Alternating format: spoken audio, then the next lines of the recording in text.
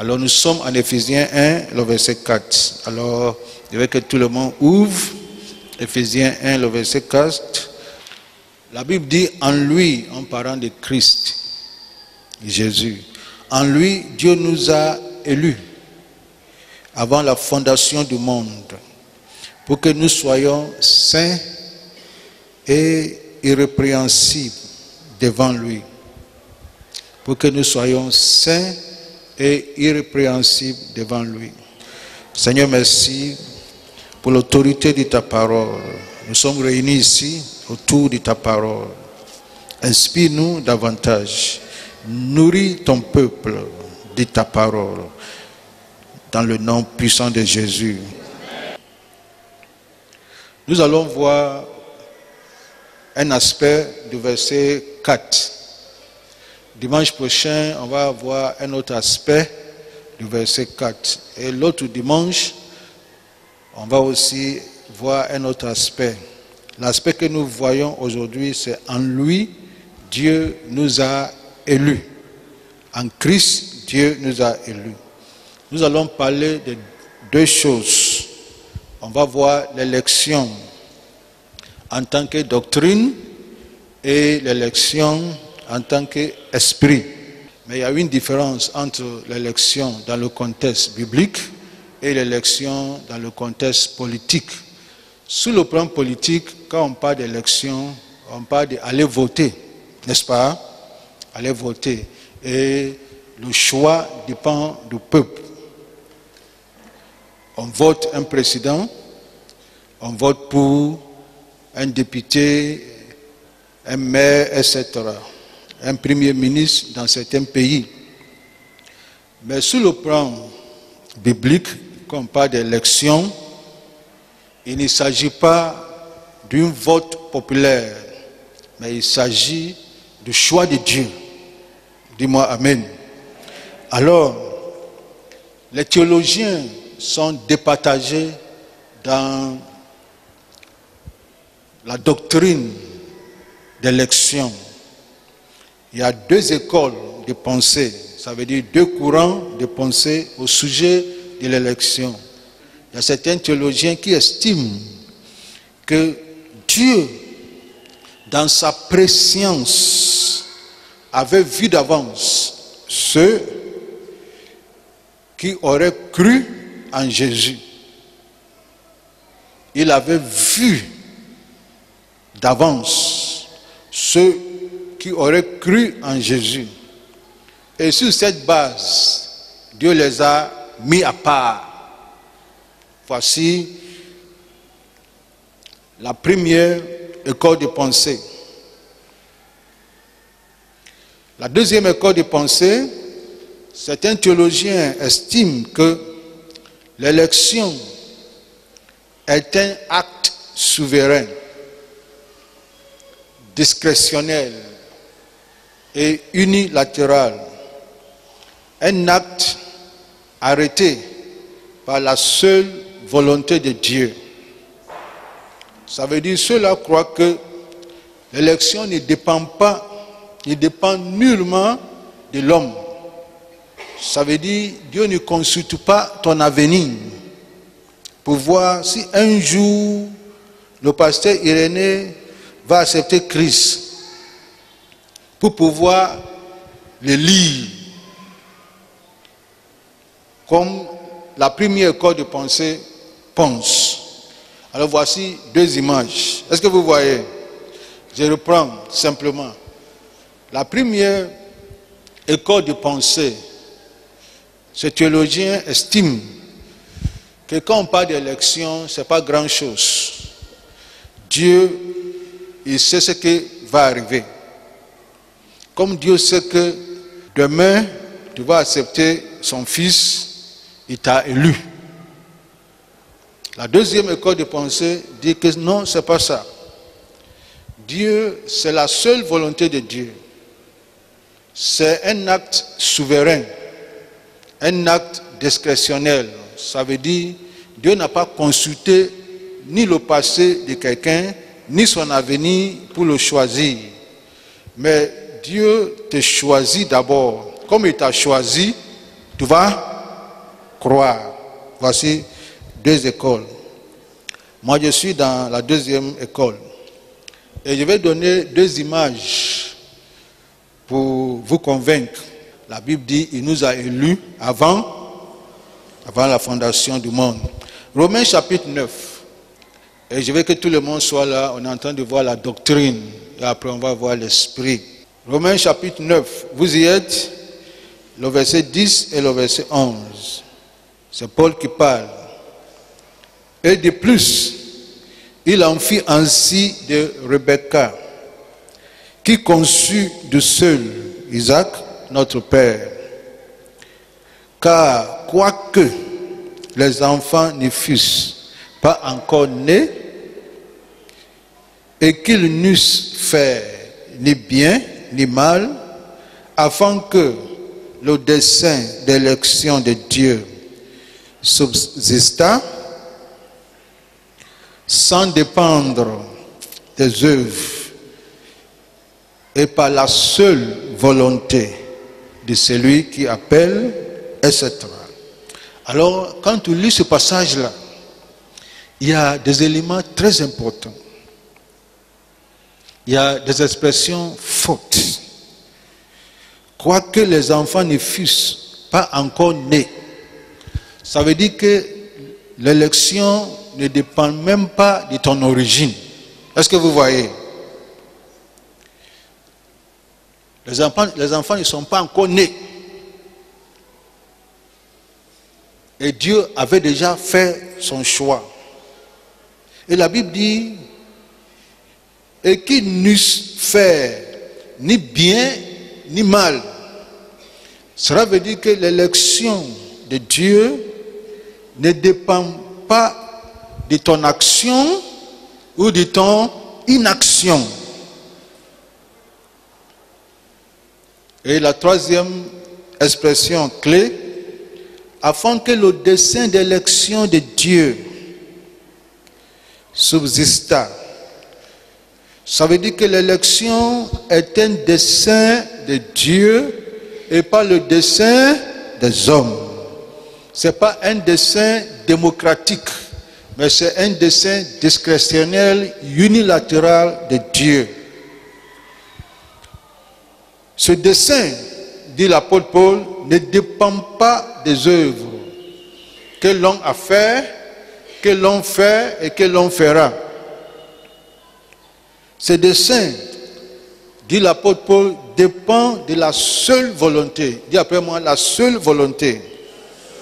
La seule volonté de Dieu. Et quand on parle de la seule volonté, c'est ça, aujourd'hui, on utilise le mot la volonté souveraine. La volonté souveraine, c'est ça qui est la seule volonté. La volonté discrétionnelle de Dieu, c'est une volonté unilatérale. C'est la volonté exclusive de Dieu. Dieu t'a choisi. Mais en te choisissant, il n'a pas consulté ton père, il n'a pas consulté ton passé, il n'a pas consulté ton avenir, il n'a consulté personne. Et il t'a choisi. Personne ne peut lui dire pourquoi tu as choisi celle-là et pas celle-là. Personne ne peut lui demander. Parce qu'il dit, il fait miséricorde à qui il veut. Et il donne compassion à qui il veut. C'est unilatéral. C'est ça qu'on appelle élection. Dis après moi, élection. Alors, avant la fondation du monde, la Bible dit, il nous a élus. Avant la fondation du monde. C'est une expression pour dire, avant que le monde ne soit.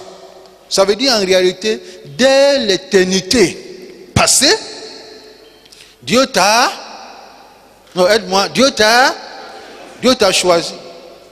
Pour quelle raison? Nous allons voir après, pas aujourd'hui. Mais Dieu t'a choisi. Pourquoi Dieu t'a choisi? Pourquoi c'est toi ou c'est moi Dieu a choisi? C'est Dieu seul qui peut nous dire pourquoi il t'a choisi. Ça veut dire que tu n'es pas une simple créature. Dis à ton frère, tu n'es pas une simple créature. Et laisse-moi vous dire, quand on parle de choisir, ça veut dire que ce n'est pas tout le monde qu'on choisit. Si on choisit tout le monde, le mot choisi là n'a plus de valeur. Est-ce que mon français est clair? Tu sais que moi je ne suis pas francophone. Mais c'est ce que je te dis, le mot que j'ai appris. Que si on dit choisir, ça veut dire que c'est entre deux choses, on choisit. Si on choisit le deux là, le mot choix n'a pas sa place. Quand on parle d'élection, ça veut dire qu'on choisit. Alors, ce n'est pas toute créature que Dieu a choisi. Est-ce que mon français est clair? Ce n'est pas toute créature que Dieu a choisi. Si c'est ça, le mot choisir n'a pas de place. Quand tu lis l'apôtre Paul dit, ceux qu'il avait vus d'avance, ceux. En français, le mot ceux veut dire que ce n'est pas nous tous. N'est-ce pas? Corrige-moi. Ceux qu'il avait vus d'avance, il les a aussi prédestinés. Ceux qu'il avait prédestinés, il avait aussi appelés. Ceux qu'il a appelés, il avait aussi justifiés. Ceux qu'il avait justifiés, il avait aussi glorifiés. C'est ceux. Qu'est-ce que ça veut dire? Ça veut dire que ce n'est pas tout le monde que Dieu a choisi. Est-ce que nous sommes d'accord? Et ça veut dire que le choix de Dieu là ne dépend pas de toi. On a vu que demain il sera bon. On n'a qu'à le rendre bon. Non! On t'a rendu bon avant que tu ne sois. C'est à cause de ça que tu es bon. Est-ce que mon français est clair? C'est ce qu'on appelle élection.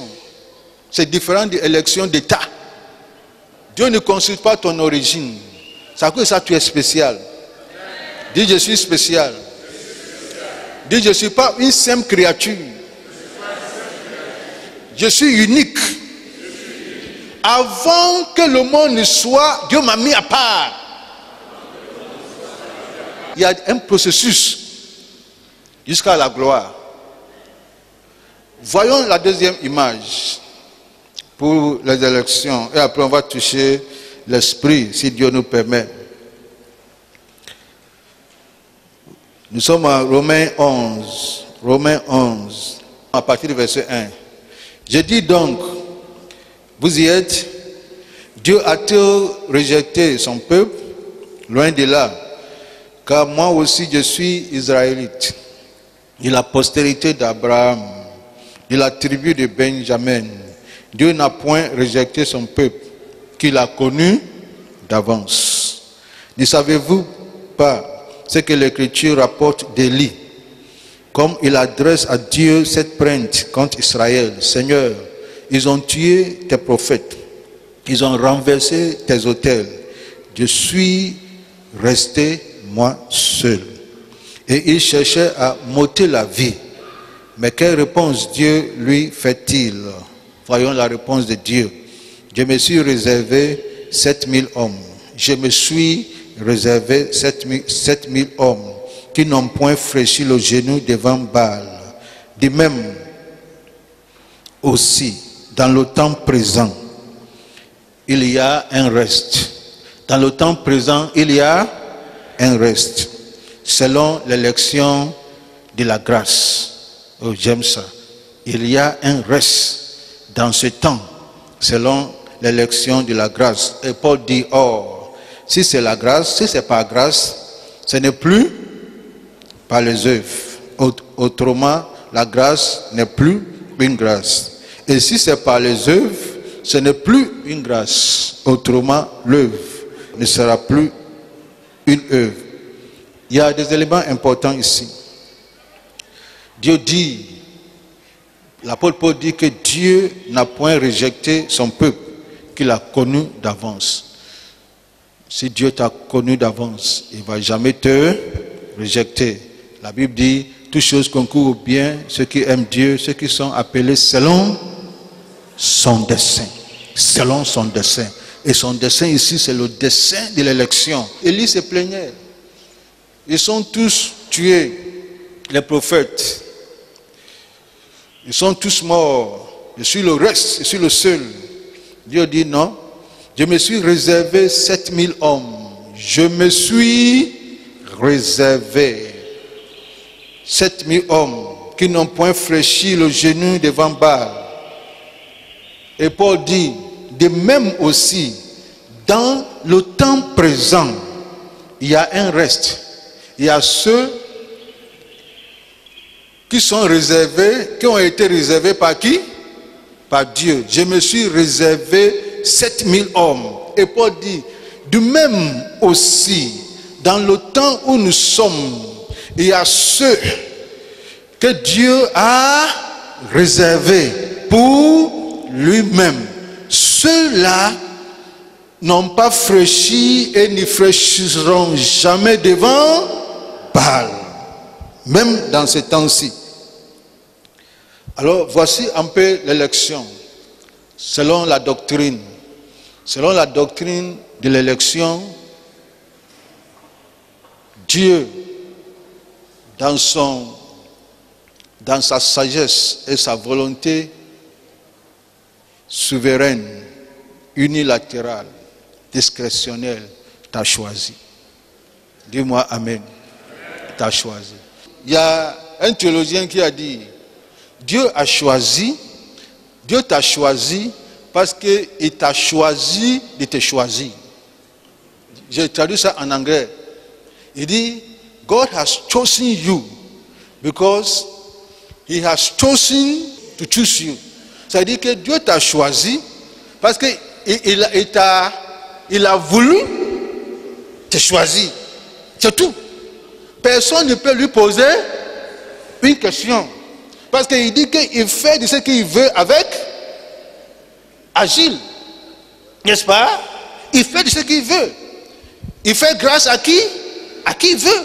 Ça, tu dois être reconnaissant parce que Dieu t'a choisi. Et il t'a choisi avant la fondation du monde. Soit parce que tu as fait quelque chose.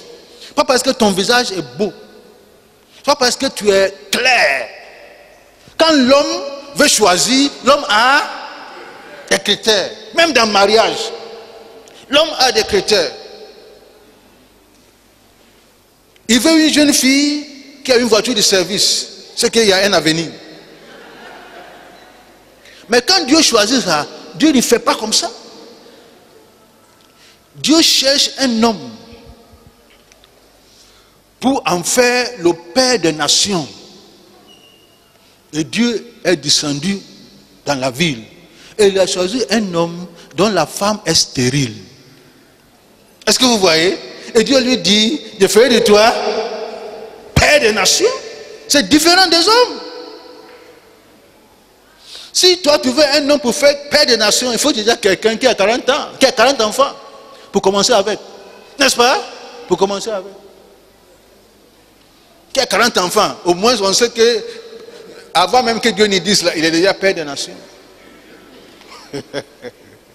Est-ce qu'on se communique? Ça. Le choix de Dieu est différent des choix des hommes. Dieu cherche un roi pour Israël. Ils ont envoyé les gens dont les critères répondaient au roi. Dieu dit, allez en brousse, va chercher David.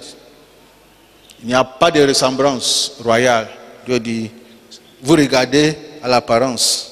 Moi je regarde dans son plan. Dans son plan là, il avait élu David avant la fondation du monde. Lève la main et dis, ça me concerne. Alors, parlons de l'esprit de l'élection. Parce que c'est ça même qui m'intéresse. L'esprit de l'élection. Dis après moi, l'esprit de l'élection. L'apôtre Paul appelle ça l'élection de sa grâce. Dis l'élection de sa grâce. Ça veut dire quoi? Ça veut dire que Dieu te choisit, pas parce que tu es qualifié, mais parce qu'il t'a choisi. C'est un esprit qui est sur chaque personne que Dieu a élu avant la fondation du monde. Cet esprit-là est sur toi. Cet esprit-là est sur toi. Et qu'est-ce que l'esprit fait? On dit qu'au bureau, on va prendre une personne parmi 10 et tu fais partie.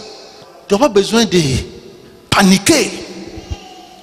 On dit qu'il y a un dossier, il y a 1000, on cherche 3, mais maintenant c'est 1000. On va maintenant faire des sélections. Toi, tu n'es pas concerné. Parce que tu as été déjà élu. Si Dieu t'a élu, l'homme va te lire. C'est ça l'esprit de l'élection. Voyons un cas. Le cas d'Esther. On cherchait une reine. Ça veut dire la femme pour épouser le roi. Et à l'époque là, selon la loi des Perses, il faut que cette fille-là soit au top partout. Sur le plan diplôme, au top. Sur le plan beauté, top. Il faut qu'elle vienne d'une famille noble. Et chacun a présenté, les grands-parents ont présenté leur... Mardochée a dit à Esther, présente-toi. Esther dit, mais je ne suis pas qualifié. Mardochée lui a dit, tu es qualifié devant Dieu, présente-toi. Mardochée l'a convaincu, elle s'est présentée. Dans tous les domaines, elle n'est pas qualifiée. Elle est captive.